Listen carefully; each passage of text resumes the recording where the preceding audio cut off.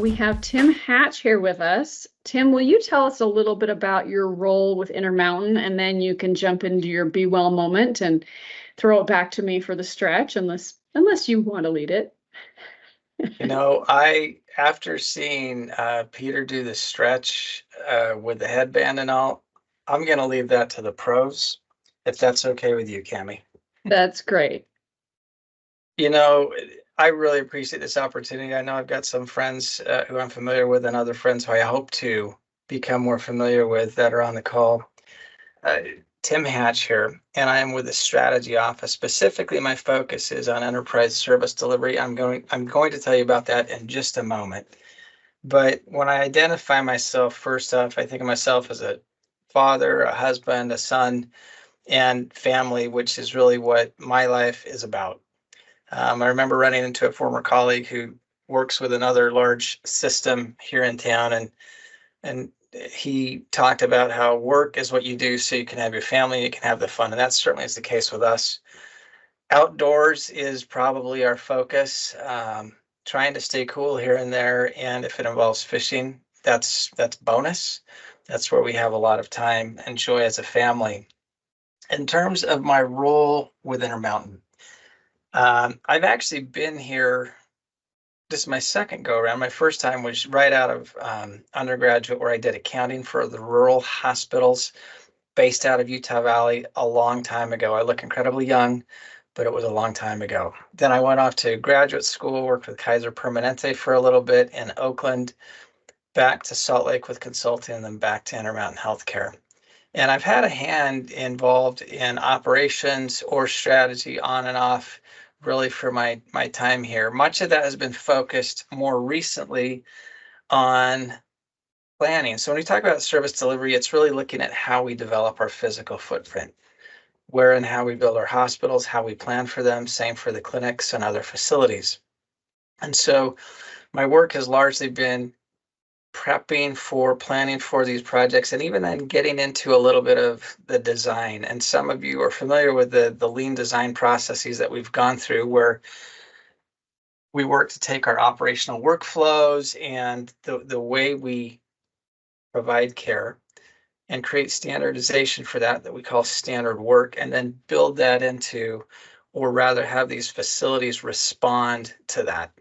And you see that as we take on not only a similar brand, as you look at these, and some of these you're going to be very familiar with, some you may not be, but inside these, the guts of these buildings really try and reflect what we've done on the clinical side with the clinical programs and the like, and bring that standard work over to these settings as well.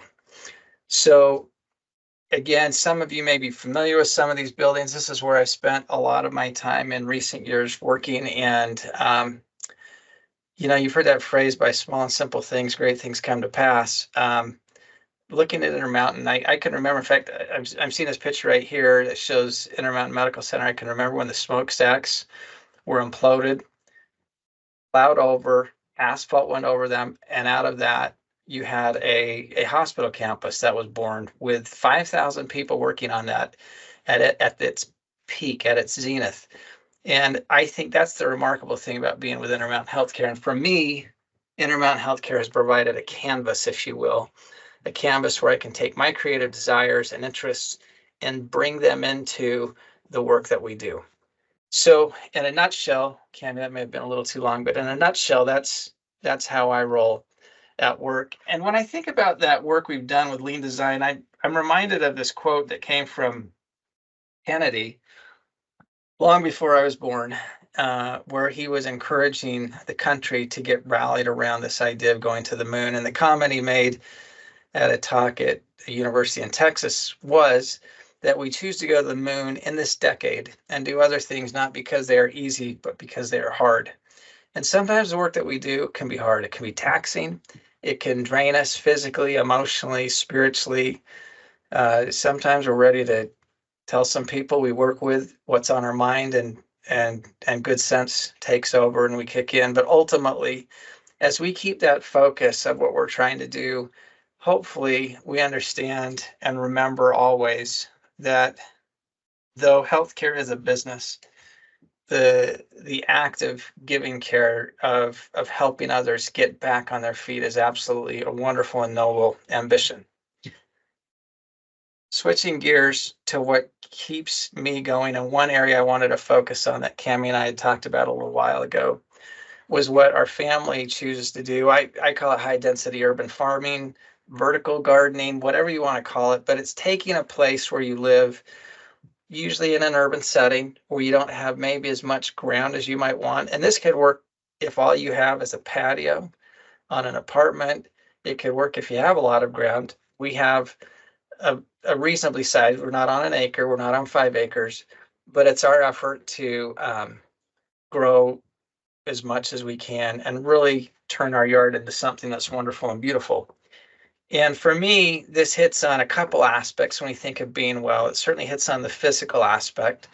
It hits on the emotional. I would say there's even a spiritual component to how we approach this. And some of the lessons, I've just kind of penned them on the left side there that we found. But I think ultimately it gets down to, for me, the idea of taking one seed and planting it. And the metaphor of what happens from that one seed, where we can't really control everything, but we can influence a lot of things, kind of highlights for me where we're at today. I can't control everything about my life. I can try and influence it. And sometimes things work out and sometimes they don't. And when they don't, we try and make them better. We try something different the next time. As this is an example, we've actually got a couple of gardens. I call it our estate. You know, when I go walk around the house, it takes me about 20 seconds. That's what we call surveying the property, jokingly.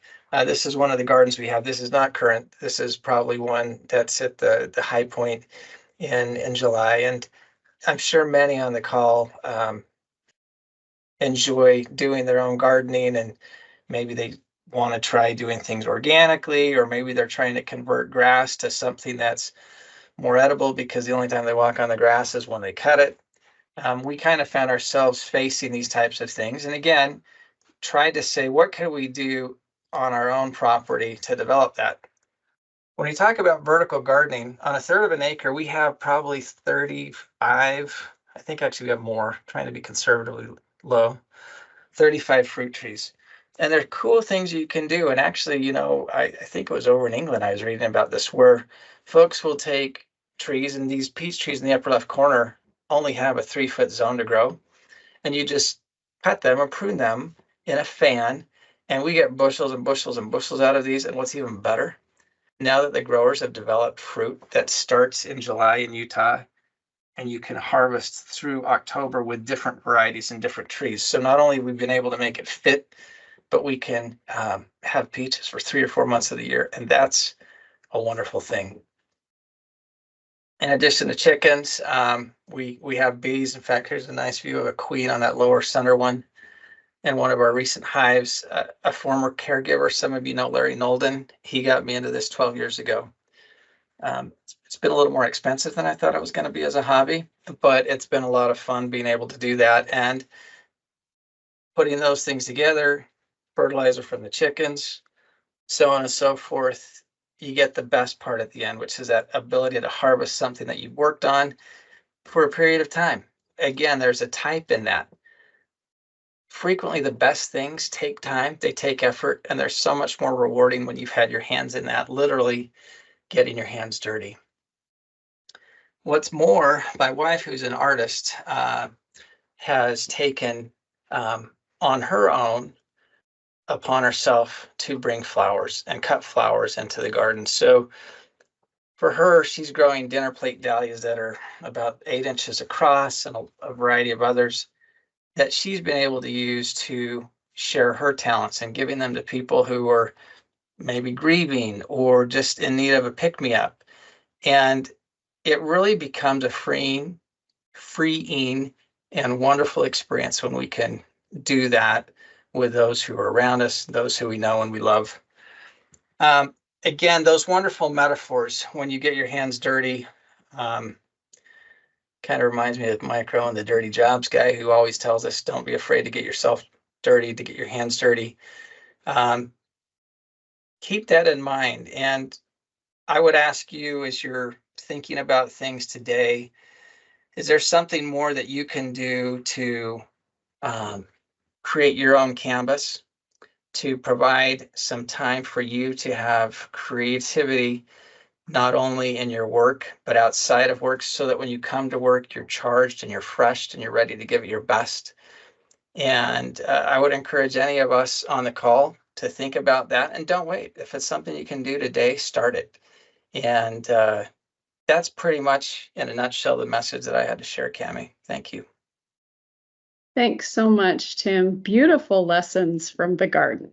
Oh, I really appreciate those metaphors as well, because gardening is something I love to do too. And we can find beauty in so many ways and so many lessons from it. So thank you. Absolutely. We will go ahead and move on to the stretch portion. We've got a few minutes here left to stretch. So go ahead and hop up, find yourself some space. Tim, I'll have you stop sharing your screen for me, if you would. Okay. Time to move a little bit. Okay, so let's start, feet about hip width apart. We're going to take arms out in front, interlace fingers, round through the back, pull the shoulder blades apart, and then stand up really tall. And do that a couple more times. Reach forward and round. Big inhale, lift tall. Exhale, reach forward. One more time like this. Big inhale, tall. And exhale, forward.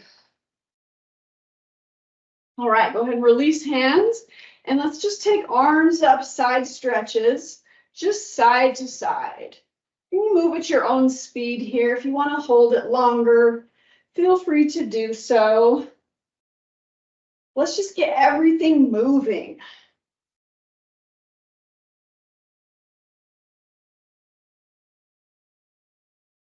Okay, so relaxing the arms, we're just going to swing side to side. Just let your arms swing and hang. And relax your arms as much as you can. You're going to want to control the movement, but don't. Just let your arms swing. And then take arms out to the sides. We'll take palms out, so fingertips pointing up, and now just turn side to side.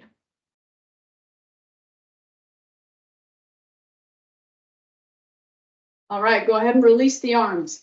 And now you can grab onto something for balance, a chair, a wall, whatever. And we're going to swing the right leg forward and back. So kind of like when you were swinging your arms, just try and keep that right leg as relaxed as possible. Holding on helps. You don't have to worry so much about the balance. And then we'll pause and we'll go leg in front, side to side. Just kind of loosening everything up today instead of full-on stretches. Okay, let's switch sides. So anchor the right leg, left leg swings forward and back. As relaxed as you can. Maybe you were a weekend warrior this past warrior and everything just feels a little tight. Let's loosen it all up. Okay, out in front, side to side.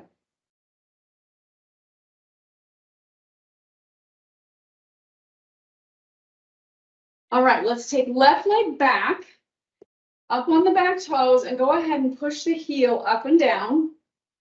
So just working through stretching the calf. And then push the heel down and then take a slight bend to the knee in the back. So we're just driving the back knee down and forward. And let's switch legs. Take that right leg back. We're going to push up and down. Warming up the calf.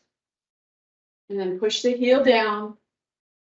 And then drive the back knee forward a bit. And then bring feet back about hip width apart. Take a big inhale, reach your arms up. And then bend your knees and reach for the floor. Big exhale. 2 more times. Big inhale as you reach up. Exhale as you reach down. And one more time.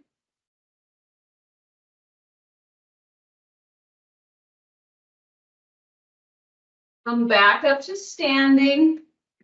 And just a few shoulder rolls to the back. And shoulder rolls to the front. And then just shake the hands out. And you guys are all done. Thanks for joining today. Thank you, Tim, for a great message. And I'll get your class code up shortly.